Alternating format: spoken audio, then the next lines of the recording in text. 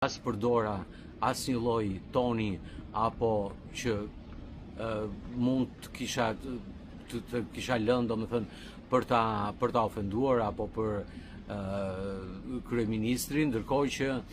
ai më ftoi të ulesha në karige, më ftoi 3-4 herë, por nuk pati kohë sepse zonja Linda Rama me një arrogancë dhe me një histerizëm u kthye që ta lija të qetë në një farë mënyre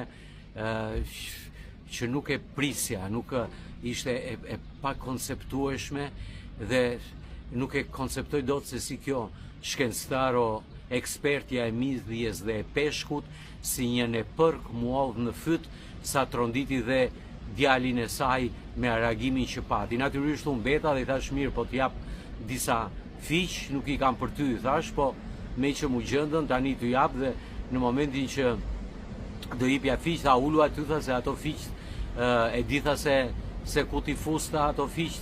ty, edhe një moment mendova, thash, shqyr sot kam mbledhur fiq që janë dhe të pjekur e të butë, se imagjinoni po të kisha vajt kisha mbledh dardha, dhe në moment që po mendoja këtë gjë, më hidhen ja 4 bodyguard, më rëmbejnë telefonin, më ngrëm pesh,